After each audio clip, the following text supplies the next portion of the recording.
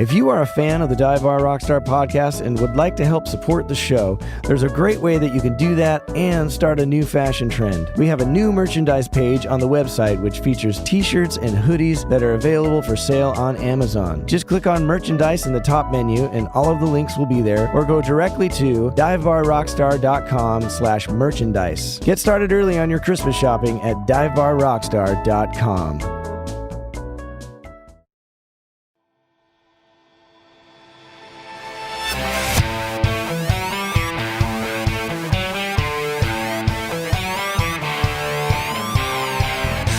Welcome to the Dive Bar Rockstar podcast, a show exploring the lives of professional musicians of all types, touring musicians, recording artists, songwriters, engineers, bar bands, wedding bands, and anyone making their living in the music industry. Whether you've dreamed of being a professional or you already are one, this is the podcast for you. I'm your host, Eric Baines, and I hope that you not only find some entertainment here, but also some helpful tips, trade secrets, and ideas that will help you achieve your dreams. Well, we seem to have survived the election thus far, and democracy was practiced once again in this crazy little nation of ours. And it was another really close one, but we seem to have a winner, so that's good. And I think it's a perfect week to have my guest on because he's not been shy on Facebook about speaking his mind. So if you follow him on Facebook, you know what I'm talking about. But we're not here to talk about politics. We're here to talk about the unbelievable career that this bass player has had. He's played on 30,000 songs on over 2,600 albums, and the number keeps growing. He's one of those players that everyone has heard many times in their life, and they don't even realize it. He started his career playing with James Taylor, and he quickly became one of the most workingest bass players in Los Angeles in the 70s and then right up until now. He's recorded or performed with an unbelievable array of artists like Phil Collins, Jackson Browne, Graham Nash, David Crosby, Stephen Stills, Barbra Streisand, Merle Haggard, Willie Nelson, George Strait, Clint Black, Chris Christopherson, Dolly Parton, Toto, Lee Ritenour, Lisa Loeb, Leanne Rimes, Don Henley, Warren Zevon, Linda Ronstadt, Faith Hill, Rod Stewart, Carly Simon, Neil Diamond, Vanessa Carlton, Billy Cobham. The list just never ends. I told you it was unbelievable. I spent most of the time just shaking my head in utter amazement, just in awe. He has a recent record out with his band, The Immediate Family, which you can find wherever you get music. He has a book coming out, which is filled with 6,000 pictures of all kinds of people flipping him off. It's incredible. Famous people, not famous people. It's an unbelievable book. You're going to want to check that out. And he started a YouTube channel since the pandemic began, where every day he makes a video of himself playing bass to some albums that he's played on or like great songs that he's played on, and tells stories from his incredible journey as a bass player. When I first put together this podcast, I made a list of dream guests, and he was right at the very top. So it's a complete honor to have him on the show. So please enjoy my conversation with Leland Sklar. I really appreciate you coming on and doing it. We've met one time before. I was hanging out with Jeff Allen Ross at Judith Owen's Christmas show. Yeah. But it was a really brief meeting, so we don't really know each other. I really appreciate you coming on and talking to me. Oh, it's my pleasure. My pleasure. And in spite of both of us knowing Jeff, we'll have a good time. Yes, he's a character. But man, what a talent. Unbelievable. The ultimate utility guy. Yeah. Singing, playing guitar, playing keyboards, everything he does. So you've had an incredible career as a studio musician and as a touring player. And I was wondering, do you prefer one or the other? Touring. Yeah. Yeah. I feel fortunate that I've never had to really make the decision of one or the other. Right. That it's always been there. But I think if somebody put a gun to my head and said, you got to make a choice, I would take touring. There's that thing that happens when you walk out on stage.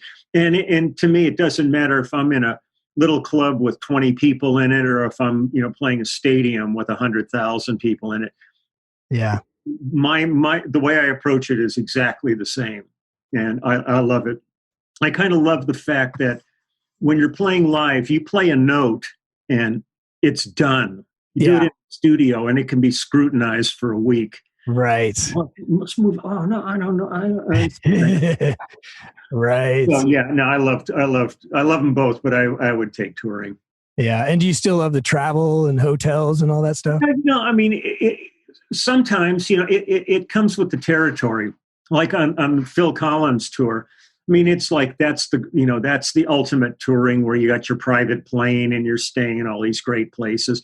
But most of the stuff I do, I mean, we're still busing. When I'd be out with Lyle Lovett or with Judith Owen or any of these people, or even Toto, we'd be busing everywhere.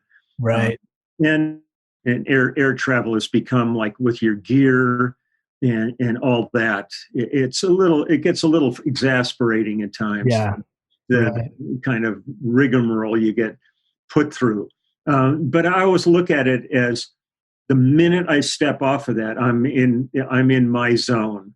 Mm-hmm. So I'm willing to put up with that stuff to get to the other thing. That's the real frosting on the cake is the gigs and sound check and all that stuff. The minute I walk into a venue, I'm a happy camper. So you enjoy the sound check as well? Oh, sometimes the sound check's better than the show. Interesting. I mean, it really is. There's times where we've done sound checks and we just go, oh man, this sucks now. Because we blew our wad at the sound check. And sometimes too, a venue sounds better before the audience is in it. It's got a little more lively, and as soon as the place is full of people, suddenly the sound isn't quite as crisp and stuff. It's dried up a bit with an audience, but you still do your show. But yeah, I love sound checks, and that's where you really can be loose. Yeah, it's especially the low end gets all sucked up by the people too. So the bass tone changes considerably. Yeah, it can be pretty dramatic sometimes. Where I'm so pumped after sound check, going, "Oh man, this is gonna be," and I walk out, man, first song of the set, I'm going, "Oh shit." I've got to sit there and play with it now and tweak it a little bit, but it's not that often. I'm certainly not complaining, man. Anytime I can go anywhere and strap on a bass and play, it's good. It's a good day. Right. Yeah. And what are you looking for in a tone in your live situation when you are kind of playing with it? Well, bass is really kind of a funny instrument on stage, because really you're looking at that long wave.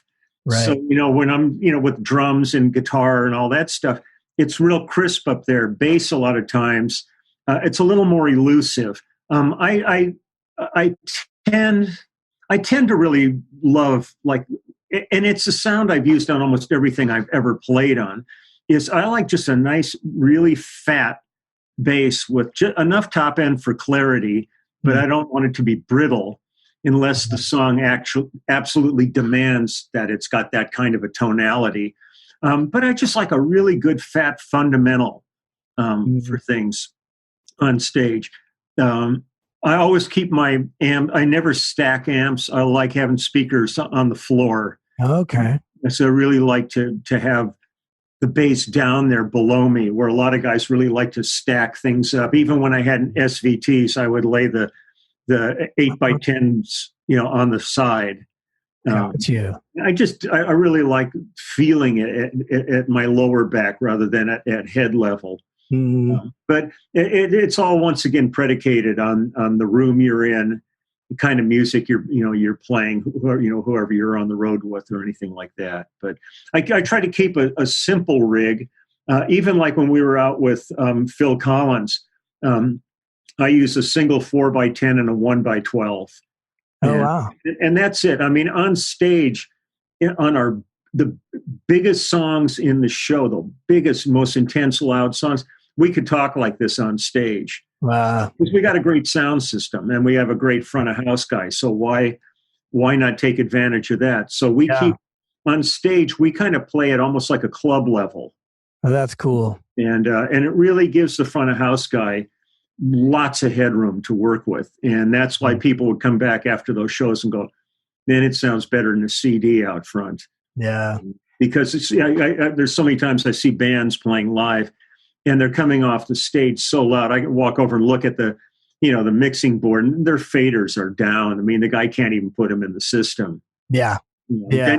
Then you're fighting. Some guys are in the system, some aren't. So you got the delays at the back of the room where things are out, Yeah. But it's lessons learned over the years. Right. Are you on wedges or are you on in-ears? Everybody's in in-ears except me. Oh, okay. I'm the only guy on stage with wedges. Yeah. And man, I've got in-ears, but I've never liked them. I know the technology's improved, but one of the things I always hated about them was like when you're trying to talk to somebody and they don't hear you, and then they're suddenly like pulling their in-ears out going, and I'm just going, this is fuck. We're in a band. We're not in the studio. Yeah. I mean, let's have a relationship. And then like Daryl Sturmer, one of the other guys in the band, would come over and they'd stand in my spot with me and they'd look at me and they go, oh man, this sounds great. And I'd go, just ask for the wedges. We're not like dancing. It's not like a Parliament Funkadelic show or something where we're running all over the stage and we have to have in-ears. It's great for the singers and stuff. I just never, the only time I've ever used in-ears is if I do like things like the Grammys or, any of that kind of stuff where you got to be getting cues. Right. And then you can't use wedges because you got the MD giving you all kinds of cues and stuff. Right. And then I just take like a maybe the buds that come with your phone. I'm not looking to have like high quality stuff. So do you guys use tracks with the Phil Collins thing? No, the only song that has anything in it, it's probably Susudio. And only thing going on there is there's a little percussion track, and then I play the bass part sonically, tonally, but then we also have like because I a few times did it with like an envelope filter, splitting it off. But it was just easier to run this one loop, and all it is it's just going pow pow pow pow pow pow pow pow. There's no real tonality. It's just that envelope sound. Right. And then I'm doubling the whole thing with a tonal bass part. But other than that, even on in the tour books, he would always insist on putting in everything is live. We're not, there's none of that going on. I've been really pretty lucky that almost everybody I've toured with, like Toto and Lyle Lovett, all these different people, they're really organic shows. There's no, not working to track. Drummers not having to wear in-ears or headphones or anything to be listening to clicks and things like that. So you grew up in Los Angeles, essentially. Yeah. I mean, we moved here from Milwaukee when I was like 4. Yeah. And so I grew up in the Valley. I grew up in Van Nuys. And at a time when music here was just ridiculous. So like who were some of the people that you would see in clubs at that time? Or oh man, you'd see like Jimi Hendrix, see Cream, The Who, The Doors, Sonny and Cher, Canned Heat, Sons of Champlin. 64 on was like, it was magic in this town. I mean, there was music everywhere. I mean, there's so many clubs, and you'd go see Paul Butterfield, Taj Mahal, wow, Captain Beefheart. I mean, it was like I was a huge Mothers freak. I'd go see the Mothers all the time in Zapping. It was amazing. It was really amazing. It was a remarkable time. And I was in a band in the late 60s, and like the first gig we ever played, I mean, we had never been on stage together. We'd only rehearsed. And the first time we ever walked out on stage was at Winterland in San Francisco, opening for Zeppelin. Oh, man. I mean, wow. It was great. It was crazy times, but it was magic. It was just unbelievable. I did the whole Chitlin circuit. I worked with Jimmy Reed and Lightning Hopkins and Matt Sam and Albert Collins. And I mean, it was Big Mama Thornton, Pee Wee Creighton.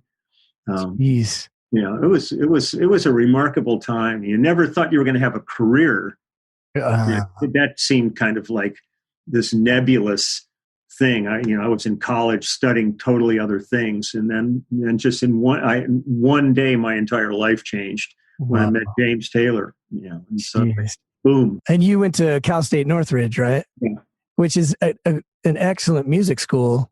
I hated it.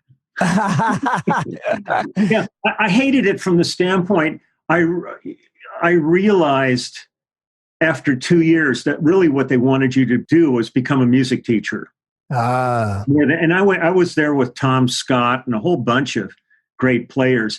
And in the orchestra, there were two string bass players in the orchestra. It was me and Daryl Dragon, who was the captain of oh, Captain and Tennille. oh, wow. And the thing that was weird about that is I was in a band called Little John Farm with Dennis and Doug Dragon, his two brothers.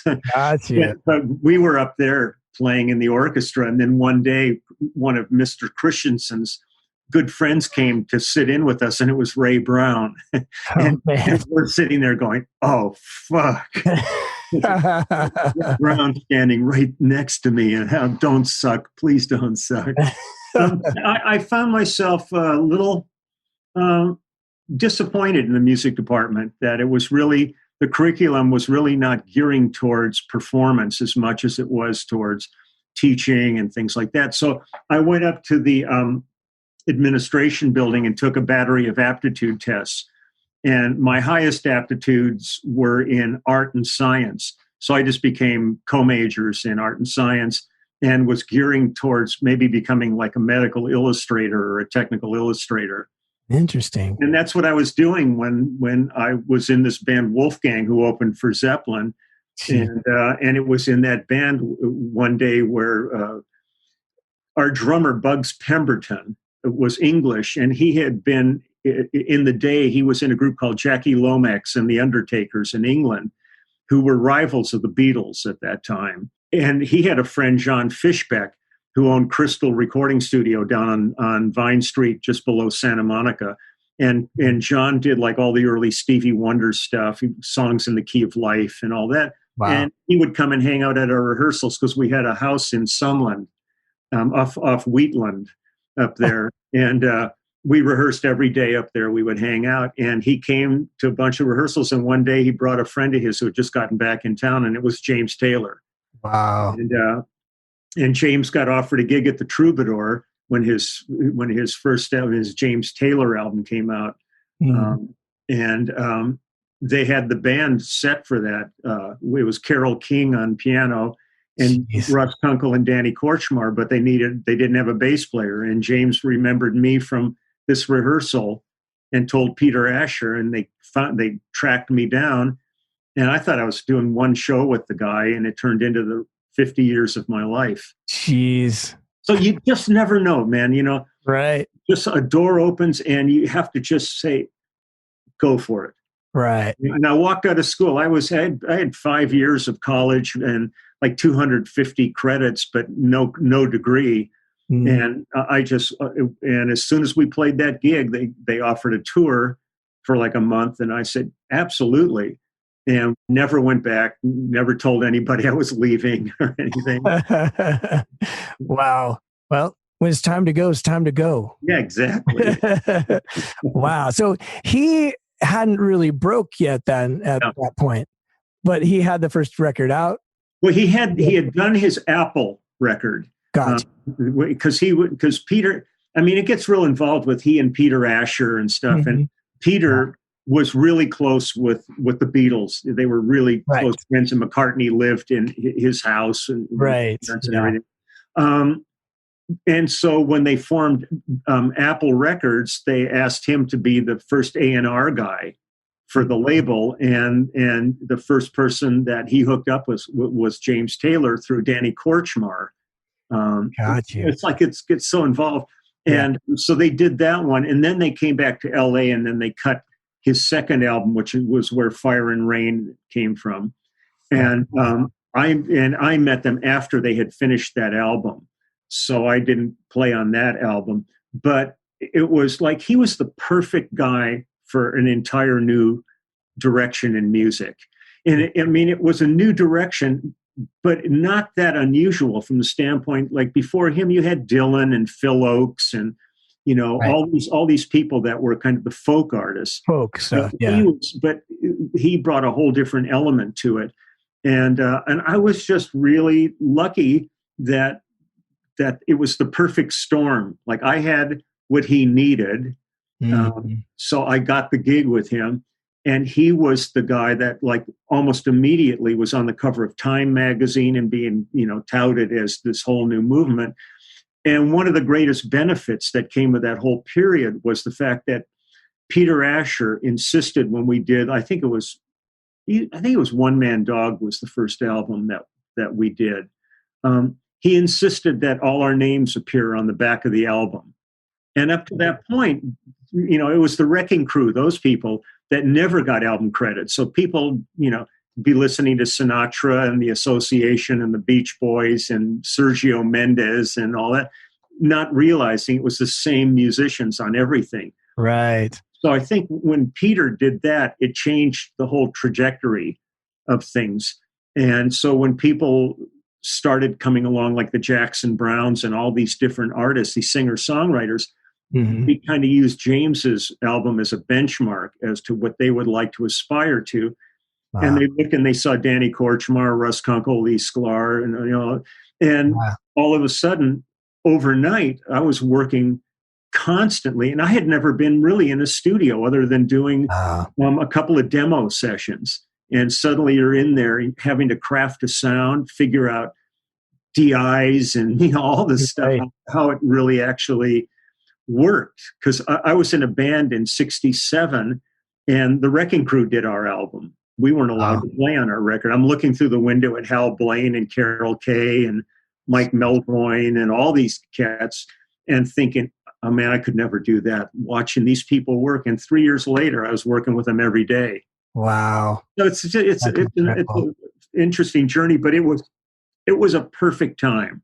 Mm-hmm. It was like really, it entered, as far as I'm concerned, it kind of entered the golden age of studio work. And we were doing 3 or 4 sessions a day, 6 days a week.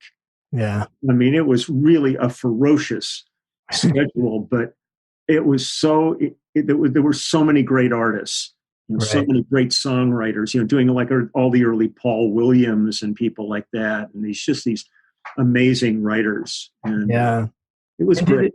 Did it feel at the time like you were in the middle of something huge, historic? Not historic, because that really only comes in hindsight. Right. I think when you're looking back, I was just so thrilled to actually not have to have another job. Because when I was in college, I was like working at a place, I was an arc welder's assistant making swimming pool filters and working at a place printing porno magazines under the counter and getting $2 an hour and stuff like that. And suddenly to be able to actually be making, I could make rent. It was a remarkable period. It was really one of these things. There was an energy, like when they show like the Laurel Canyon movie, and none of those things even really do justice to how intense that period was. And to be in the studio with, people that you were, because I've always been like an uber dorky fan of people too. So, like when I'd be sitting in the studio, like with, David Crosby and Graham Nash and all these different people, and I'd always kind of sit there, it's like, it still would flip me out if I was someplace and Robert Plant would come up and go, "Hey, Lee, how you doing?" And I go, "Why the fuck does Robert Plant know who I am?" It's hard to find your place in this puzzle because you're living in this. You're in your own skin, so you've got your own neuroses and foibles and all the things that comes with you, where other people see you on a whole other level. Yeah. And but everybody suffers from that. I remember being at the Universal Amphitheater years ago, and I think they were doing Tommy there, and I went with Phil Collins, and we're backstage, and there was a whole bunch of like celebrities there, and Phil brings his camera with him, and he's going, "God, I wonder if I could get my picture with them." And I'm looking at these people, and these people are crapping their pants, going, "That's Phil Collins," Everybody's got their own perspective of how they fit into the food chain. Right. So, James Taylor, as you're working out these parts and stuff in the Yeah. studio, is he super hands on with that? Is he sort of, here's my song? Yeah. Here's my song. Find a part.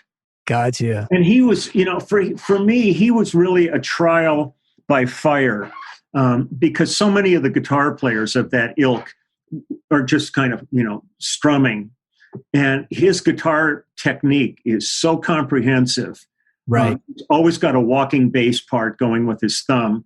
And I would sit there listening to him and I'd go, he's kind of got the bass covered. Right. So what am I going to do on this to justify my phony baloney job here? And so that's one of the things, because I was always like a McCartney fan when I would listen to those Beatles records, and you listen to these exquisite bass parts that Paul would come up with and stuff. Yeah. So I would sit there and listen to James's songs and think, this part of a song, I can be like shadowing him and aping his parts along. And other times it left me where I would think he's got it covered, so I can kind of weave around and maybe change some of the sonics of it by, different root notes and not root notes, and doing more melodic parts where I could be more counterpuntal to him, as compared to just doing like a straight up, 1, 4, 5 kind of parts. And so that kind of directed me, but it directed me it was an interesting thing to approach that way, because when I started with James, that was the last kind of music I would have ever been listening to. Yeah. I was completely hard rock. All the bands I was in was kick-ass loud hard rock bands, and the kind of music I loved to listen to was either R&B or it was hard rock. And so suddenly being, kind of pigeonholed into sensitivity. But, I learned real quick that if I really wanted to do this gig, I really had to embrace everything. I want to be a studio musician. You have to be adept at doing country and hip hop and metal and everything, to the best of your ability. And so I became very, very open to all of it. But what I tried to do was bring what I thought would make it interesting. I remember one of the, because I spent like 11 years in working out of, not in Nashville. I would go to Nashville all the time and work. But I remember doing like George Strait's Oceanfront Property album. And we're in there, and he finally came over and he said, where do you come up with those kind of parts? Because he was so used to just straight country on his records. And I said, well, that's how I like to approach songs. And he was like so excited about it. And that really, so many doors were open for me down there because of Jimmy Bowen, because I did all of Jimmy Bowen's work in LA, like Anthony Newley and Martin and all this stuff. And when he moved to Nashville and took over Capitol Records, he called and said, you feel like coming down here at all? And it was like early Reba and Vince Gill and Patty Loveless and Susie Boggess and Lionel Cartwright and Marty Stewart, all these artists. And so I got to go down and be like at the front of all those people's careers. And then I ended up doing a lot of the contemporary Christian stuff, like Stephen Curtis Chapman and Second Chapter of Acts and Twyla Paris and all these different artists. So right. And did you have to get used to the number system down there? And I think it's genius. It makes things so easy, because generally, you would be working on the song, but you didn't know the key. Right. And then the singer would come in, and when they'd pick a key, one became that key, rather than sitting there and your chart's written out in B flat, but you're actually going to do it now in like E. Right. Then you're in your head doing all this, a sixth upper, it's like just to make one whatever the key is and most of the songs it's not like you're looking at a number chart for the Brandenburg concertos. It's right. Most of the songs are pretty straight up. The only thing that ever got complicated is when you do modulations and like suddenly the 4 becomes the 1 of the new key or something like that. Right. But I thought the first time I saw it, I wrapped my head around it, and as soon as I really realized what it was, I said, "Man, this makes so much sense." When you're, it'd be one thing if you were doing pre-production and you knew the key and you could write, do the charts in the right key and it would be fine. But so much energy at times gets taken away from performance by just, trying to, figure out in your head what all these notes are now. Right. But getting back to James Taylor, Yeah. So then when you played live, was he really strict about the parts that were on the record, or was it just new kind of free for all? Wow. I mean, we basically, we knew what the songs were, but James would really, people that would listen to his records were blown away when they'd see him live, because it was a whole other energy level there. I mean, it wasn't this mellow guy, especially towards the latter 70s. When we did like the Flag tour, and there's the video from Blossom Music Center, and man, the band is totally on fire, and James is completely on fire in that. The performances always went up a notch. Live, it always was, and that's the thing. It's interesting how you can end up looking at these things. I did a bunch of albums with Clint Black. Mm-hmm. And his band is great. All the guys in his band are great. But we were booked to do one of his albums, and he called. It was me and John Robinson were like the core rhythm section for a couple of the albums. Mm-hmm. And he called about 5 days before we were supposed to hit the studio, and he said the road band would really love to do this album. And, I said, great. I said, they're all great players. Why not? Give them a shot at it. Mm-hmm. And he ended up calling about 3 days later, and he said, are you still available? And I said, well, yeah. I said, this wasn't enough time to really book another project or anything like that.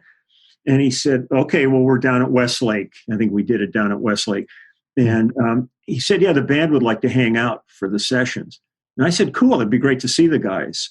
And so we got in there, and everybody, hugged and said hi. It was pre-COVID, so we could hug. And right. There was an actual hang. And then we went out and started. He pulled out the first song. He played guitar. And John and I we sketched out a couple of notes for the thing. And we nailed it in a take.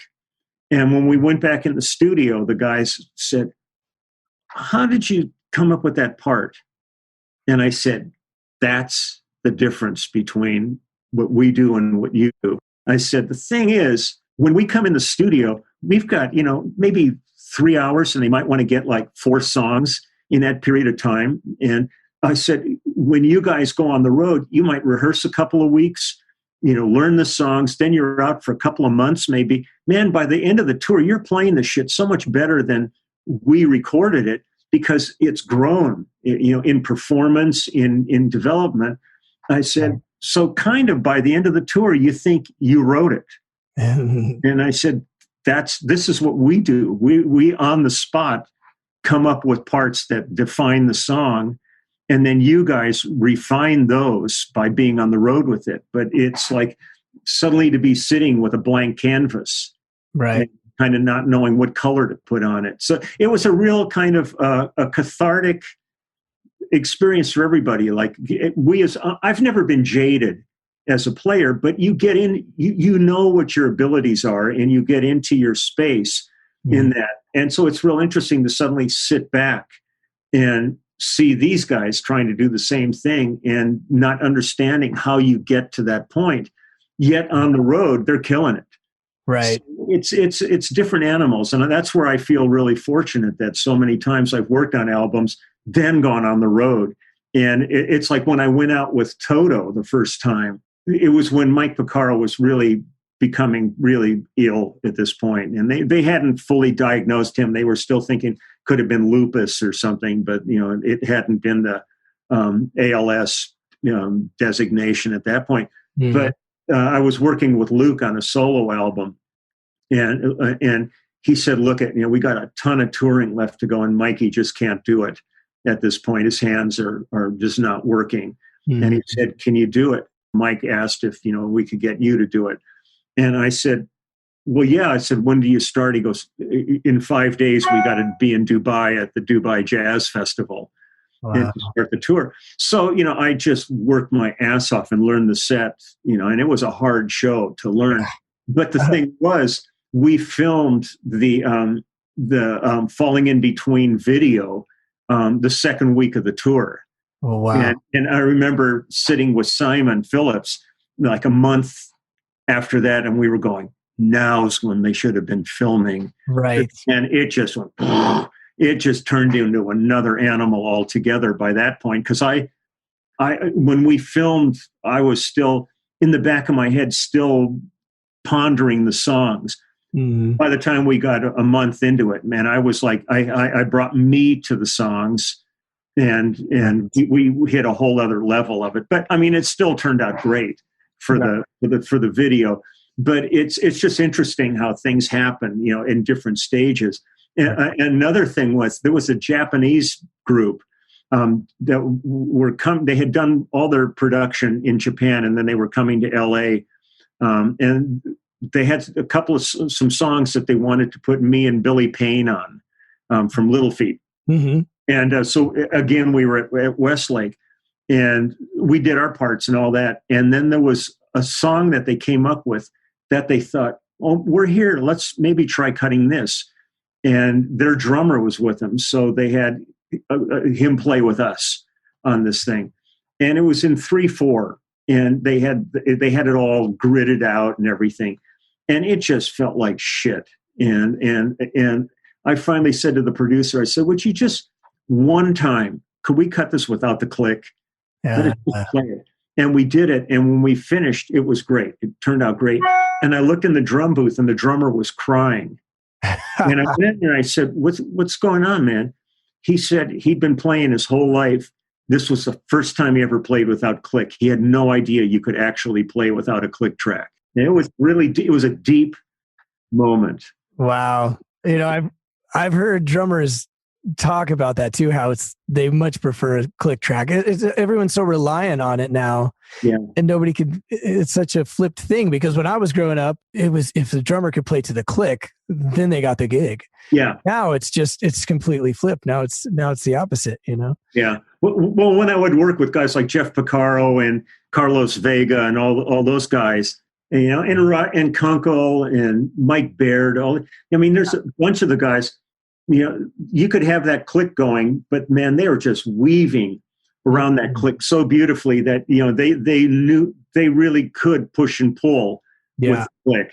Right. Where so many guys are so metronomic with a click that they really, you always think, man, and once again, everything that I relate to in music is related to the specific song you're doing at the specific moment. Mm-hmm. There are no set rules as far as I'm concerned. The rules apply to the individual song. And mm-hmm. that's it, because each one is going to have different demands on you. Right. But there's so many times when you're doing songs and you want that chorus to lift, and then you want the verse to pull back on you. And when you're really being hogtied by a click on that, or you're sitting with these anal engineers and stuff that say, well, we'll just grid it out so that we'll have the click slow down for you. Go, just shut the fucking thing off and let's play the song. But it's also because there's so little confidence in getting a performance that they want to have that in there so they can cut tracks together. Right. Cut one of the 50 takes you took to make the one good take. That would have been the second take if you would have left the thing off. Right. But, yeah. And plus you have so many records being made in so many different places now. So it's like, if you don't have everything on the grid, it turns yucky pretty fast. Yeah. I mean, in the past, couple of years, I've been doing more and more band projects where there actually is a group of players back in the room again. But for a long time, I would just get calls and go to somebody's house and they had their little Pro Tools rig and I just plug in. And, I could come up with parts, but it's so unsatisfying to do that, because first off, the thing that would happen in the studio is you're sitting there and you would realize that the song needs a better intro or it needs a better bridge, and the band would create that on the fly. I mean, we would just do it out of just the nature of what we did. We would just talk to the producer and the artist and say, look, let's try this. But that only happens when there's a collective. Right. But when I'm sitting in somebody's house, I can put bass parts on, but I can't really affect anything other than just a bass part. And the arrangement is what it's going to be. A lot of times I'm in there and there is no drum part yet. I'm just playing to a click or some programmed drums. And they said, oh, we're going to book a studio for the drummer, so we can get in and get some real drum sounds. Mm-hmm. And it's a little, it's frustrating because I'd love to be in the studio and guitar player or keyboard player plays a lick and you go, wait, let me hear that, and you jump on it and everybody's got that thing happening. And that's what makes the magic in there. But when you're just sitting with one person, in their studio, there's X amount you can bring to the table. And it's kind of amazing too to think, because that's same most of my experiences too. It's like you're one person, maybe you, an engineer and a producer, but to think of the amount of talent that was in a session in 1975, is just deep. Mind-boggling. It was so deep. The level of players was so remarkable in this town, and you'd walk in these rooms and just it was like a brother and sisterhood. That would come together and just make remarkable music, but it's because everybody was there contributing at the same time and feeding off of each other, so that you became the sum became so much greater than the individual parts. Mm-hmm. But it's like kind of my mantra for myself always has been, don't become an old fart. You don't want to sit there and dwell on something that was, because I still want to be going that way and not looking, in the rear view mirror. The last session I did last week, they had a live drummer, but they had him there like an hour and a half before me. And when I got there, like, oh, we're almost done with the drums, and I'm like, well, I'm here. Why don't we do this together? And we could actually like get some like rhythm section stuff happening, but they don't want to do that. But so then it was a ballad, and I get to the intro and I lay in a part that's kind of cool. But what I thought was like, it sort of just fell into place because I recognized what to do there because of what you've played on ballad intros over the years. You know what I mean? There's such a vocabulary that is now established that it would be kind of not as cool to go in and try to reinvent stuff. Now I'm just like, well, do you want Lee Sklar? Do you want Pino Palladino? There's already such a established thing to do most of the time that it's not as hard. I mean, obviously I'm not really coming up and go with a part at that point, that it's all sort of derivative, but I don't know. I think you're right. I mean, certainly with the body of work that everybody's laid down, it's like a giant Rolodex of parts. And you can pull them out, and then the thing that really becomes nice is like you take a part that you kind of go, there's a part I've heard that would work good, but let me just throw my little tweak into it, because each guy has his own signature. Right. So you end up taking stuff. I mean, it's like when I would listen to somebody like Pino there were so many Joe Osborne's and all these different great players that I drew from too. And I would hear records that I really loved, and I'd go, well, this feels kind of like that record was, and that kind of worked good there. So I would try to make it my own, but coming off the back of something that was already in my head. Right. Because the musical vocabulary is just by the nature, there's not that many notes. Right.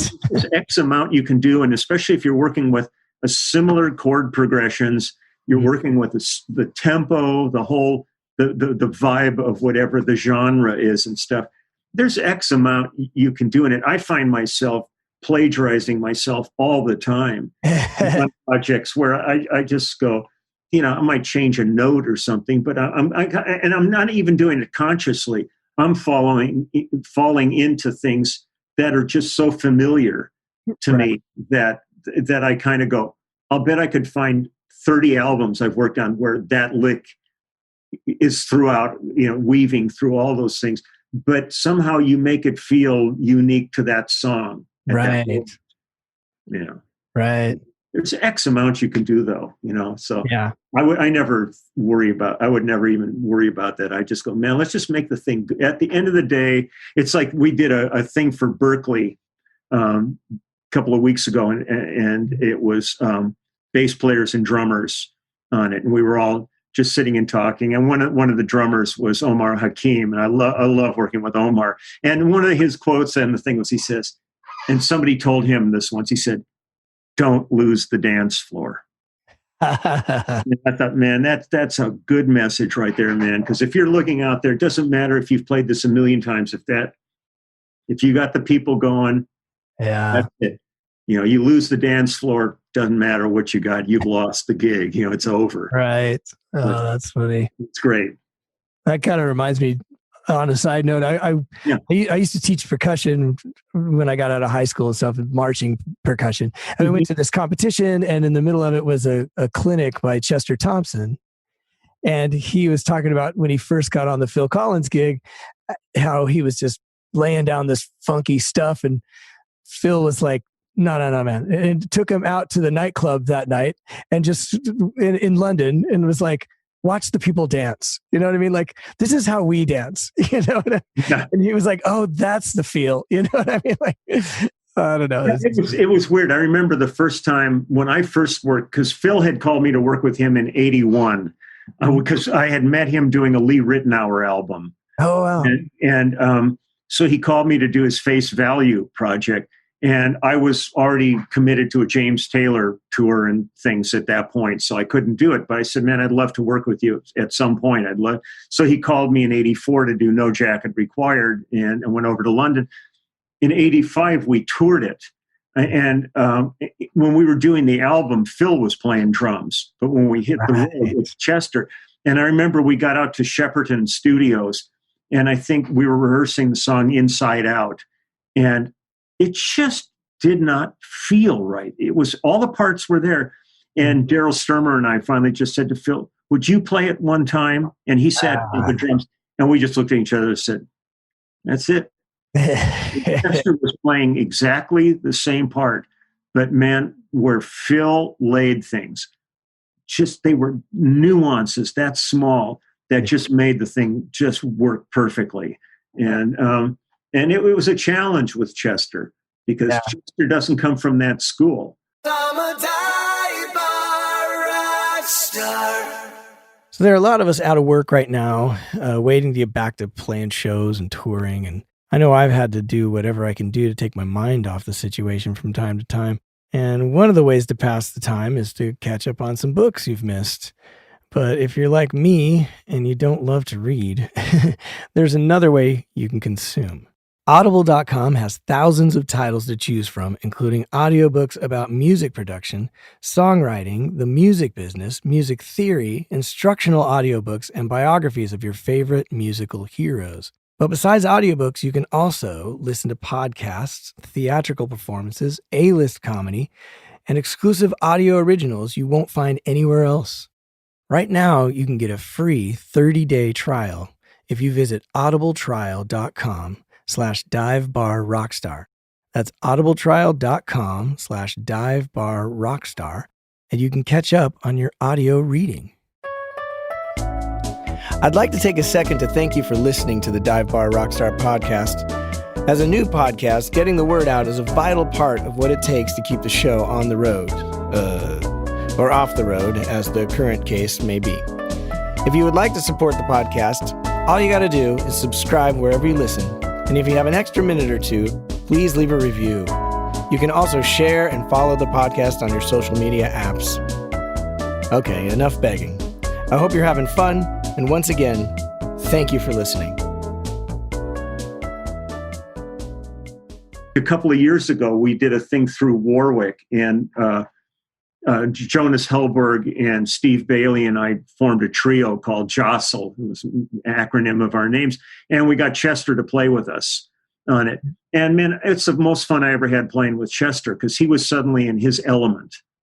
doing it. He wasn't being Phil, he was being Chester. Right. And it's like a whole other guy opened up to me that I never got a chance to play with before. Interesting. So, you know. Yeah, Phil Collins, obviously such a unique feel. How do you even, those are big shoes to fill, you know? Yeah. Phil's one of the best drummers I ever played with. I mean, most people think of him, you know, as like the singer guy and all.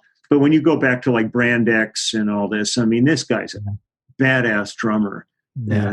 And it was a joy to, I would always talk to him. I'd go, I hate this gig. And he'd go, well, what are you talking about? And I'd say, I'm standing like 2-3 feet from one of the best drummers I've ever played with, and he's not playing drums. Oh man. I mean, that must be, you know, for the audience as well. It's like, you know, it's kind of a sad situation. Yeah. I saw Eric Clapton in like 1987, and it was Greg Phillinganes, Nathan East, and Phil Collins. The whole band. And it was unbelievable. When he did the music for Tarzan, and it came out, we did a premiere in New York for the movie, and one of the big songs in it, Tina Turner sang. So Tina flew in from Switzerland, from her home, to do the premiere. And when she came in, there was like, normally we would have 2 or 4 background singers with Phil, but for Tarzan they needed a big choir, so there was probably about 14 or 16 singers on it. Man, Tina walks in, goes, let me hear you, moved everybody, placed them on their microphones and all this. And Phil was sitting in the back, only playing drums on this thing. And I looked at him, and he was a pig in shit. He was so thrilled just to be playing drums, and she was taking care of everything down front. And because we would always talk about that, and he would just go, you know, if you were walking down the street and met Phil, and you didn't know who he was or anything, and you guys broke into a conversation, and you'd said to him, so what do? He would say, I'm a drummer. Wow. I mean, to him, that's his thing, is he's a drummer. Yeah. And just to see him sitting back there, just laying it down and not having any responsibility except his kit was really, really fun. It was one of those moments where you go, wow, this guy's really happy right now. And the first time you played with him, did it just feel, did you hit it off as a rhythm section? It felt great. Yeah. It felt so good. Yeah. His feel is so good. You know, the first time I played with him, well, it was on the Lee Ritenour thing. You know, and that's what and I knew who he was through Genesis, and he knew my history. So it was really kind of nice to meet in this kind of neutral ground. It wasn't a gig either of us was doing. We were just hired to work on somebody else's project. Oh, very cool. And, but the first time we really sat down, like in Townhouse Studios to play, I just went, oh, fuck, this guy's so good. I always describe it the same with Russ Kunkel, the first time we played together. It's like digging through the closet and you find like this old funky pair of slippers and you forgot about them and you slide them on and you just go, yeah. You know, just it's good from the minute you slide in. Yeah. And it's important, right? Like, I think it's more important as a bass player. I always feel like I'm kind of only as good as the drummer that I'm with. You know what I mean? In a certain way. Well, I think that's always the case. Yeah. You know, that's the relationship. Mm-hmm. You've worked with so many amazing drummers. Yeah. You must feel pretty lucky. I feel really fortunate, you know, when I look at that, you know, and I think of like the rhythm sections that, like, we just did a thing for Berkeley and it was like a tribute to Rocco. You know, and Garibaldi was on the thing too. And I was just talking, and I've worked with David, you know, and just thinking about those kind of rhythm sections, that there's that thing. It was always funny for me because doing studio work, I'd be, you know, different. I'd be with Jim Keltner one day and John Robinson another day, and then Simon Phillips or Dave Weckl or Vinnie Colaiuta, and, you know, all these different guys, and you're having to like adjust gears every day. And, I remember doing a thing once where I think I was working with Vinny, and then I went right out and worked with Levon Helm. Yeah, and Levon's backbeat was so back that he was like still on the previous song. You know? And are there things in a drummer that you prefer? Like if you could choose, or you kind of, I mean, obviously you make everything work. And yeah, I like I like attitude and confidence. You know, I don't want to be with somebody who's like looks like a deer in the headlights. Am I doing okay, man? You know, am I? No, just show, whip it out. Show me what you got. And that was what I always loved. Like when I would talk about Jeff Porcaro, and I would always tell people, I'd say, man, Jeff was like one of the bravest musicians I ever knew, because he would do things on projects that nobody else had the balls to do. Where they would like, do a song where they would just lay down a groove. He would sit there and listen to the song and then maybe just pull out brushes and do some things around the overheads and hit a few. Then you go listen to the playback and you go, perfect. Exactly what the song wanted. But most guys wouldn't have the nuts to be that minimalist or something. But Jeff really went with his gut, and his gut instincts were really strong. But for me, it's been pretty. There's a few drummers in town that if I walked into a studio and I saw their cases, my heart might sink a little bit, because I know it's an effort to find a pocket with them, right? And yet they're considered world-class guys, and I can't say it's them. It's just there's times where it just doesn't come together like you would like it to, and because there's so many things beyond just your chops.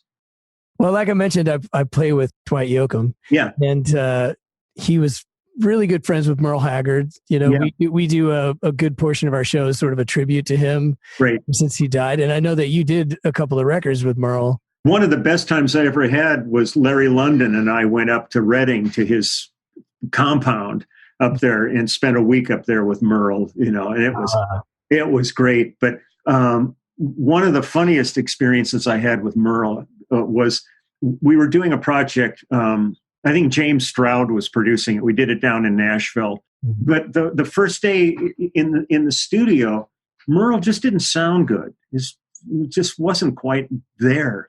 And yet he was real clean, really drinking water. He had just gotten together with a new young wife, and they had a kid and all this stuff. And the second day I come in, and I came in early to check something out, and he had already been in like an hour and replaced all his vocals from the previous day, and he sounded great. And I looked at him, I said, Merle, yesterday, sucked. Today, it's like, great. What the hell happened? And he looks at me and goes, my singing teeth arrived. And he had dentures, and he wore the wrong ones, and he couldn't enunciate as well. So they FedExed out his teeth.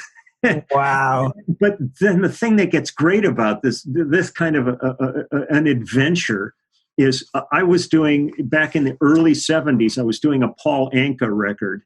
And there was a guitarist on the dates who had aspirations of becoming a studio player, but just didn't quite have it. He was a good player, but just didn't quite have it. And I never saw him again. Well, he ended up going off and going to dental school.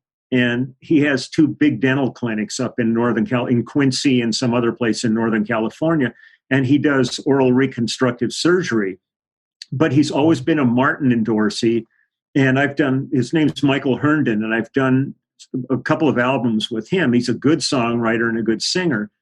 And in his dental building, he's got a Pro Tools studio in the basement where he works on his stuff, and then he'll come down, and myself and John Gilliton and Bissonette or anybody will end up doing his albums with him. Well, I ended up hooking him up with Merle, because Merle lived up there too.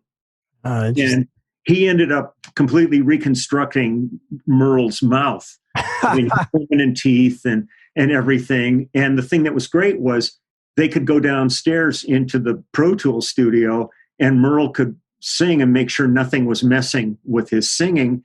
And beyond paying him for the thing, he did a duet on the next album with Michael and stuff. I mean, it's just like funny how these things all happen. But I remember when I really started getting tight with Merle, and I just kind of sort of said, it's still sort of a drag of Okie from Muskogee, because for everybody of the 60s, down, they were always thinking, like this redneck asshole kind of thing. And he's like the farthest thing from a redneck, I mean, this guy was a liberal, pot smoking, drinking. I mean, he was like just this goofball. Right. And I said, that's sort of sad, because I missed some years, because he's by far one of the best singers one of the best voices, and certainly was one of the great studs. Like when you see what a matinee idol he was as a young man. Right. It was really weird. A few years ago, we did the Grammys, and it was Merle and Christopherson and Willie. And then they brought in Blake Shelton to kind of be like the highwayman, since Johnny wasn't around. And Blake Shelton is total pant load fucking asshole. But we're up there, and there's this young guitar player just next to me on stage, burning. And I went, man, it's so nice to meet you. And he goes, well, we actually met before. And I said, really? When did we meet? And it was Merle's son. Well, I met him when he was a baby. Wow. Probably a year old, and now he was like 22 or something, and tearing it up. And it would just kind of freak me out. Like, you were that little kid up in Reading and stuff. Yeah, it's just funny. But yeah, I love. I've got this book that I just finished. It's got 6,000 pictures in it of people flipping me off. One of my favorite pictures is I got Merle, Willie, and Christopherson all together when we did that show. So I got the three of them giving me the finger. Wow. So it's really great. That's amazing. I love Merle, though. He was, man, a sweetheart of a man. And Willie, too, man. Those yeah. I mean, that's what pissed me off when we did that Grammy show. And I had done like all of Christopherson's records, and when he was with Rita Coolidge and stuff. And I'm thinking, Blake Shelton, you're here. All you've got is this stupid ass TV show you're on, and you're sitting with these giants, and you're acting like the prima donna. You got your fluffer on stage, you know. And I'm sitting there, and I think Kenny Aronoff was playing drums, and maybe Matt Rawlings was playing keyboards, and we had Dean Parks probably, and we had this unbelievable band. He's like 5 feet from us, never said hi to any of the musicians or say, man, I'm so happy to be here with you guys. You know, I'm thinking, you're the luckiest asshole on this stage. Right. You might be an okay singer and all that stuff, but you are one serious fucking pant load. And, you know, and the other guys, you know, and you're sitting there with Willie and, you know, Merle and Chris, and then they're all as cool as cucumbers, as, you know, as good a people as you'd ever want to be around. And I'm going, you should be watching these guys. Watch them close, because this is how you're going to have longevity in this business, because word gets around that you're a dick, and it doesn't matter at a certain point. You know, you're old news. You're not going to have that longevity. Let's talk about your book. You mentioned your book earlier. So it's just pictures? I'll show you. Okay. The other day, I actually got the first copy of it. And I should be getting them in about 2 weeks, and I've been taking orders for them. I've got 10,000 books arriving. Wow. This is a deep commitment and stuff. But here's the book. Nice. And then when you turn awesome. the book over, it's a middle finger. It's all, I mean, and it's all kinds of people. Here's like Scott Hamilton, the Olympic skater. Mm-hmm. I've taken every picture. I've got 6,000 pictures in here of people flipping me off. That is so cool. There it is. That's crazy. Merle Haggard, Willie Nelson, Chris Christopherson, all flipping you off. Yep. That is. So this is a stout. It's huge. Book. And how did it all start? There's this, actually, the first picture is in the front of the book with a story. But when we went out on the road with Phil Collins in 2004 to do the first final farewell tour, they hired a bass tech for me. And I pretty much have never had a tech. I've always done my own gear on the road. Oh, interesting. And I think he came into the thing so overqualified. I think whoever he had been out on the road with, a guy had like 10 basses and wanted new strings every day and all this crap. And when he came to me, he was like, what do you need? What do you need? And I said, well, nothing really. I said, I guess just make sure that gear amps on stage and works. It's about it. I like to tune myself, and I like to check my batteries and do all that crap. And I said, I change strings about once a year kind of thing. And so we had kind of this running gag, because he became more of a gopher on the tour. He would get lozenges for the singers and get them to the stage and all this, where he was really a highly qualified tech. His name was Steve Chinner Winstead. Gotcha. And so at the end of the tour, there was really talk at that point that Phil was going to call it quits. He was going to retire. And there was about 100 of us on the road. And I thought, man, I may never see any of these people again, because so many of them were from Europe and all over the place. So I thought, I'm just going to take a picture of everybody and have a folder in my computer with everybody in it. First person I go up to is Chinner, and he's sitting at his laptop working. And I say, hey, man, give me a smile. And all he did was go. And I looked at the picture and I went, oh, this is actually good. So I went and got Phil. I got his manager. I got everybody in the band, everybody in the crew, truck drivers, bus drivers, caterers. And I put it away. And it was about 100, probably about 140 pictures at that point. Wow. In there. Everybody just, giving me whatever they wanted to do. Then after that, I went out with Toto, and I thought, I'll do the same thing with them. So I got them. It got up to about 300 pictures. And then it took on a life of its own. And man, I just started getting people everywhere. I'd get compartments on airplanes. I'd get all the people. I get the pilot and the co-pilot to flip me off. I got the whole Nokia theater in one shot. Wow. And I've got 12,000 photographs, and we honed it down to 6,000 for the book. Wow. And I still, but I've got Jack Nicholson and Charles Barkley and Gwyneth Paltrow and, all people from all kinds of things. So, I've got Charlie Watts, I've got Keltner, I've got, Al Schmidt, it's just like, it's a real cross section of humanity. So we've just created a website, and I'm selling the advanced books through the website. Mm-hmm. And I was going to get lelandsklar.com. Somebody owns lelandsklar.com and leesklar.com. They were expecting me to come buy those from them. So we ended up calling the website lelandsklar'sbeard.com. And that was available. So we've got that. And so I'm getting these books are going to be delivered in a couple of weeks. And then I'm going to start, I've got a laser printer right next to me, and I'm going to start printing labels and shipping books. And you're going to do it yourself? I'm doing everything myself. Wow. Okay. And I'm talking to Hans Wilfer at Warwick about maybe shipping a pallet, because people in Europe, there's a lot of people that want the book, but the shipping's more than the book. Right. It's like the book is for Europe would be $60. I'm charging $60 or $80 for a personalized autographed one. Mm-hmm. And so I can't sign them for Europe because I'm not there. Right. So that would be $60, but it would be $80 to mail it. Mm-hmm. And that's the cheapest. So I'm thinking of just shipping him a pallet of books, and then I'll direct people to Warwick, and then he can sell them and then send me, we'll split it up, and do something. But I've got all kinds of crap going on. We've just come up with a T-shirt that has my beard on the front of it. So we're going to be selling that. And I'm putting my graphic art stuff, like real high quality limited edition stuff on the site now. We're putting that up, and I've been busy with the YouTube channel. I've put a video up every single day since the pandemic began. I've been watching. It's amazing, actually. It's been quite an adventure. Like tomorrow, I'm all set for tomorrow. There's a guy named Rick Roberts who I did an album with back in like 72, I think it was. Mm-hmm. And I remember on that date, Henley was playing drums on it, and Henley came up to me and he said, "Do you think Eagles is a stupid name for a band because they were just forming?"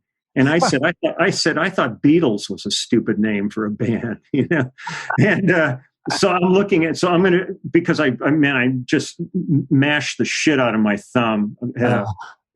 A steel pipe fell on it, and I was doing some work. So for a couple, like today, I put up Wilson Phillips, some stuff I did with them, and tomorrow I'm going to put up this Rick Roberts stuff, and there's a couple of songs, because some guy on the site has been bugging me for like months to put the Rick up on there. So I figure for a couple of days I'm just going to not play, and I'm just going to do things. So I'm going to do that. I'm going to do a Kenny Rankin stuff the next day, and then I'm going to do some Lukather solo stuff. I try to just keep keep people on their toes. On that site, on the YouTube thing, I started a clubhouse. Instantly a year's worth of work went down the crapper. Yeah. When the pandemic hit, and I just thought I could either sit here and be bummed, especially with the band. I mean, things were really moving great with the immediate family, and Denny Tedesco's doing a documentary film about us, and and all that stuff. It's all still moving, but it just suddenly went from a bullet train to an old steam locomotive, and we're just plowing through the countryside. So it's like everybody else. You just kind of sit there and go, "What the hell am I going to do?" And I had never recorded at home ever. Whenever people would say, "Could you play on something for me?" I would go like John Gilliton or somebody. I'd just call him up and go over to their house because they had home studios, and I'd say, "Let's throw the space part on, and I'll take you to lunch," kind of thing. Right. But with the way things are now, that's really not that feasible. And this friend of mine, Gussie Miller, called me, and they had a group. They were going to do a cover of "Easy Lover." Yeah. And he said, "Would you play on it?" And I said, "I'd love to, except I don't have any way of recording at home. I'm not set up for anything." And he had friends at SSL, and like immediately they sent me an SSL 2+ interface. And so I pulled up GarageBand, plugged it in, and called Steve Postel, who's one of the guys in our band. Right. And I said, "Walk me through it over the phone," and I did. And I just finished doing an album for a guy in Ireland. So I'm looking at every option I can just to stay feeling engaged and not just, falling into a kind of a morose, it's all over kind of. Right. But it's a bizarre time. We are in a really unprecedented, bizarre experience here as a species. So I'm, like you, we're just waiting it out, and just trying to stay afloat during a difficult time. So it's great that you're doing your thing here, doing your podcasts and stuff. I think it's great. Yeah. It's just trying to stay sane and trying to stay in touch too. Like just talk to people at least, and just remember that I had this whole life that was that was pretty cool at one point, and now I'm like, well, I'm in my garage again, but yeah, it's, I feel kind of like when you hear like a plane's having trouble and they're circling the airport, dumping fuel before they come down. I feel like I'm circling something, dumping fuel. And, but I've told the people especially on the YouTube stuff, because a lot of people, it's really weird. I've got these people that are sending me pictures of like their families eating dinner, watching the videos on TV. And they say, "You're like our voice of calm and reason." And I'm sitting here thinking, "Fuck, I'm turning into Mr. Rogers or something." But I've told them, I said, when the doors finally open and we can go back and do all this stuff, I said, "I'm not going to stop doing this." I said, "I'm loving doing this." So I said, the only thing that'll happen is I can enhance this, where I could actually like take them backstage. I could take them to sound checks and gigs and set a camera up and and interact and interview people. One of the things I'm going to do with the book, and we're checking now to make sure the shipments are going to be in. Have you ever been over to LA Vintage Gear? I haven't. I've heard of it, but I haven't been there. Yeah, it's great. It's right near Costco in Burbank. We're going to do a book signing, an uber careful book signing there, and that's great. Do it out on the sidewalk in front, and everybody has to be masked and take temperature. We're going to get a thermometer and check people. We're looking at, all kinds of things that are potential, things. But everything's got to be done safely at this point. Yeah, absolutely. So that's December 7th, you said? Yeah, December 7th at LA Vintage Gear. Well, man, I cannot thank you enough for talking to me and taking the time. And it's been a total honor, and you've inspired me. If I could have a career anywhere near yours, which I don't know, it's probably too late, for music to have a career like yours. It'll never be the same. It'll never be that same career. It's like when I would, I'd go do a master class at Berkeley or something like that, and I'd get all these young, hungry musicians going, "Man, I want to do what you did. I just want it." And I look at them and I go, "It's so easy, man." I said, look at you. go out to the garage, get your dad's tools, and you build a time machine and you set it for 40 years ago. Oh, you can't do that? Well, you're fucked. But there are things going on that aren't what I did, but there's valid. So that's the thing is, you have to dig deeper, because everything was kind of right there when we started doing it. And now it's, there aren't really the labels anymore. There's, a few labels, but they're not signing tons of artists or anything. They're catering to their few successful artists, but there's no artist development and all that going on. Right. For the most part. So, the machine that was there when we started with radio and all that. I mean, you always knew you were going to get ripped off. Right. That was a given. But you could get your music heard. Mm-hmm. And now, it's like work on so many projects where, after we finish the project, they start calling, going, any idea who we could call? Any ideas? And so you've got this really great product sitting there, and what do you do with it? Yeah. The talent's there. It's the business that's really hurting. So I think, as people kind of find their way through these parameters of the New World Order, and that's not just COVID, it's just the way things got after things turned digital, where like when I was a kid, when you heard Sgt. Pepper, you went out and bought Sgt. Pepper. Right. You didn't burn a copy or get to the point where you just download it for nothing.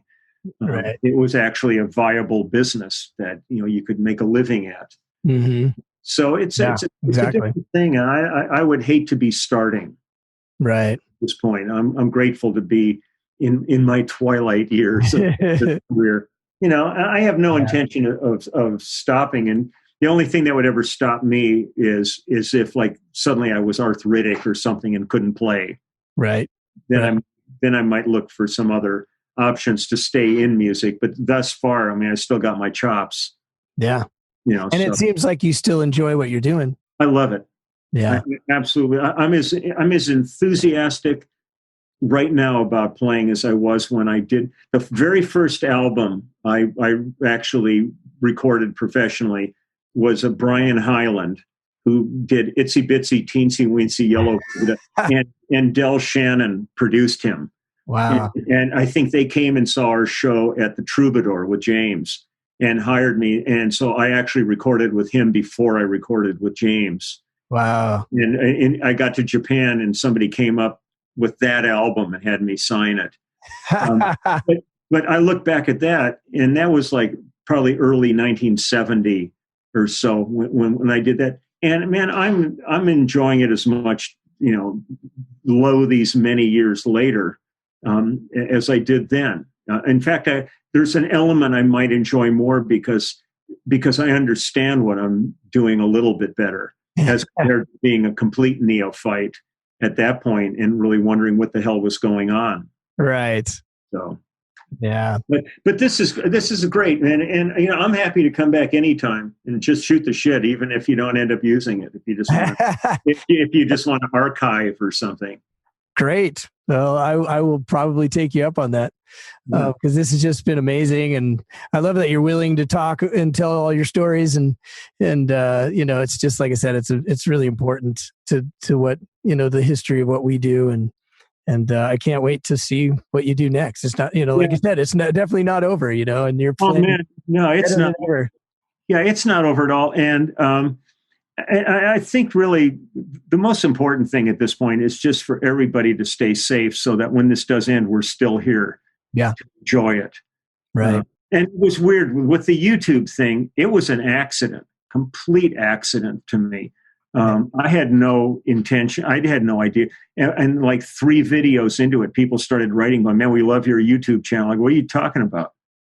Said, oh man, no, we're all watching it. I'm going, what? Because I just put a couple of things up because of some questions I was sent off of Phil's tour. Mm-hmm.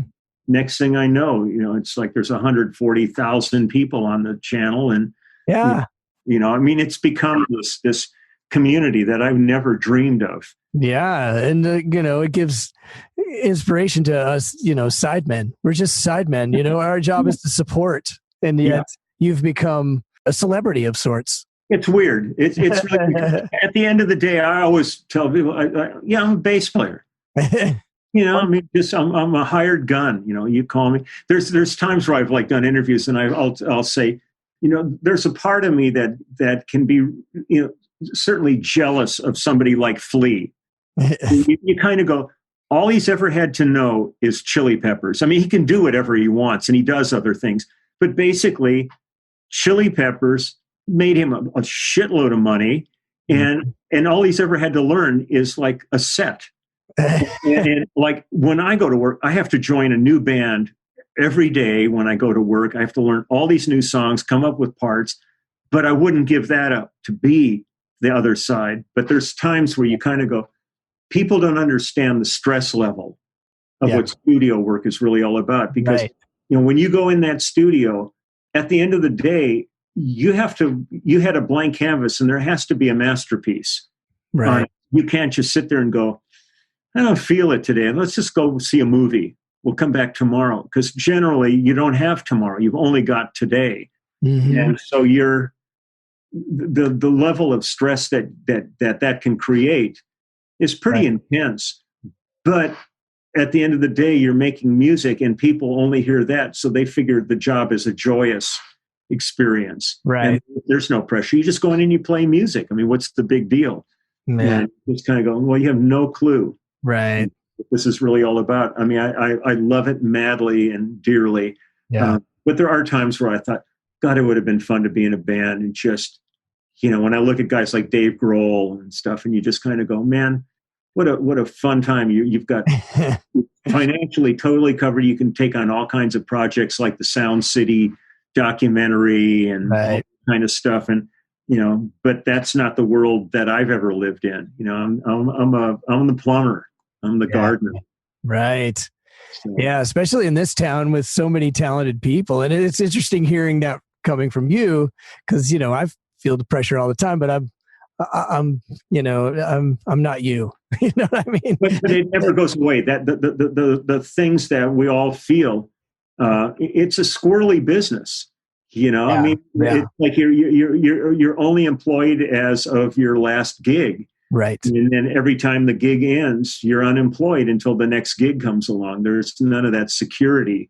I've never been credited on a lot of things where I was involved with as writer. So I don't have like big mailbox money or anything. So for me, it's like, I've got to work to earn money.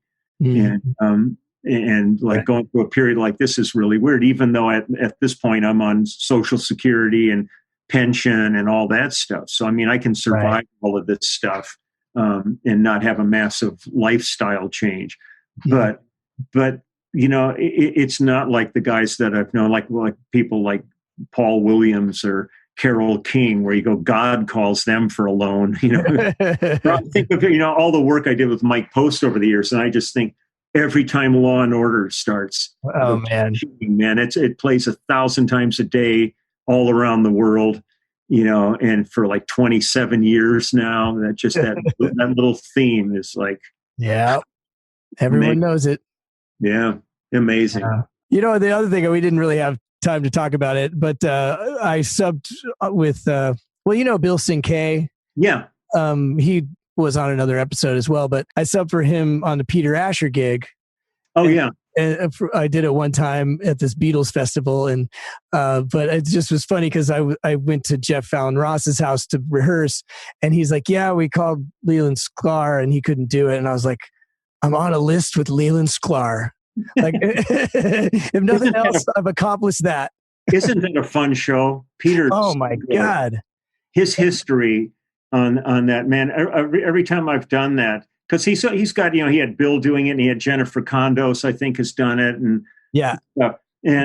there's a few times I've done it, man. I just sit there and I go, I've known this guy since like 1970, and I'm learning new things every time with him. Right, the depth of where he's been in this business and what he's been around and seen. And I think he's like the Forrest Gump of rock and roll. He's somewhere between Forrest Gump and Zelig. Zelig, exactly. Yeah. He must be a great producer to work with, because he's just produced so many great records. Yeah, it's like he's got the Midas touch in a way, you know. Well, he's really great because he really he's instinctive, and he's not one of those guys who imposes himself on the session. He sits there and he just listens, and if he has a thought, he expresses it. But he really likes to surround himself with the best people he can and let them do what they do. He hired them for that reason. You know, I always hate that when somebody hires you, go, man, we couldn't do this project without you. And the minute you pick up your instrument, they start telling you what to play. Right. You're going, get anybody, just get anybody. Go down to Llama and just go into the bass room and find somebody who knows how to play their instrument and bring them down here, give them a gig, because this is just bullshit. Yeah, right. But it's a little of everything, you know. Yeah, totally. Well, you take good care. Stay safe. Best to you guys, and good luck. Thanks again, man. It's a pleasure, man. And we'll see you again. All right. Sounds good. Man, what a great guy. It was so nice of him to be on the podcast. And it made me think a lot about why I moved here in the first place, because I seriously moved here to get my ass kicked by guys like that. And I wanted to live in a place where any night of the week I could go out and see great musicians that just made me work harder, you know, and I wanted to have guys like him as my standard. And I thought if I could make a living amongst the best players, then I would really know that I accomplished something, you know, as a player. And it's a humbling experience talking to a guy like that. And I just try to stay in that humble place. So LA has turned out to be everything that I wanted in a town when it came to those things. I liked when he talked about embrace everything as far as styles of music, where he was a hard rocker and had his biggest career break with James Taylor. And he was pigeonholed into sensitivity. And I think it's hard when you're younger to keep an open mind to all genres. It was really hard for me, but I think it's vital to do if you want to make a living, you know, especially now, because there's just less and less gigs. So it's important to appreciate all kinds of music and to learn about all kinds of music and to be as diverse of a player as you possibly can, you know, and he's just one of the best. I also hope that I love music as much as he still does when I get to be his age. And you know, I feel like I'm getting less and less jaded as I move through life, which is kind of weird. I don't know if that has to do with just sort of being a little more successful as I've gone. And, you know, once you start rolling a little bit, then you get a little less angry at the business. I don't know. But, I hope that I have as much joy left in what I'm doing as he does. It's really inspiring. So the Wrecking Crew was a group of musicians that used to be like the LA session house band. They made hundreds of hit songs, backing up artists and even being bands for their recordings. Like the Monkees was the Wrecking Crew. So there's a great documentary about them that you can check out. Jennifer Jo Oberly also does the Peter Asher gig, and she's been a guest on the podcast, so check out her episode. And wedges are the old school monitors that it's a speaker that faces up at you when you're singing. They're wedge-shaped speaker cabinets, and they've been replaced now a lot of times by in-ears, which are molded to your ear plastic, and they have speakers in them.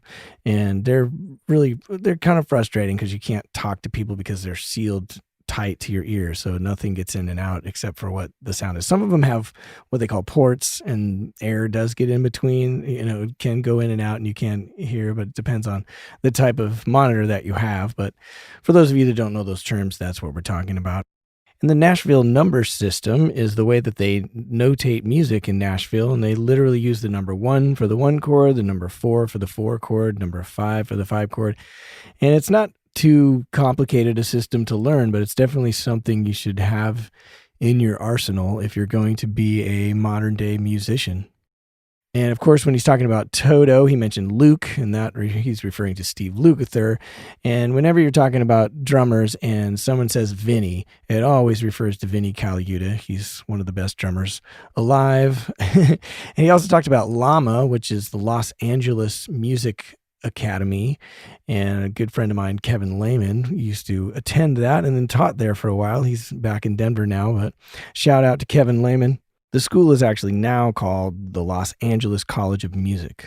And Phil Collins, his health is not so good, and that's why he's not playing drums at the current moment. So that's what I was talking about when I said it was a sad situation. But anyway, I hope you enjoyed the show. I'm a dive bar rock star. Wow, you've made it to the end. I'm hoping it's because you completely enjoyed yourself and are now filled with knowledge and inspiration to move forward with your dreams. If that is the case and you would like to stay informed of new episodes, live events, and general news, please go to divebarrockstar.com and sign up for the mailing list. If you have any questions, comments, corrections, or complaints about anything you hear on the show, please email me at fanmail@divebarrockstar.com, and you may even end up on the show. We at the Dive Bar Rockstar podcast, with all of our hearts, thank you for listening, and remember, it's all about dreams.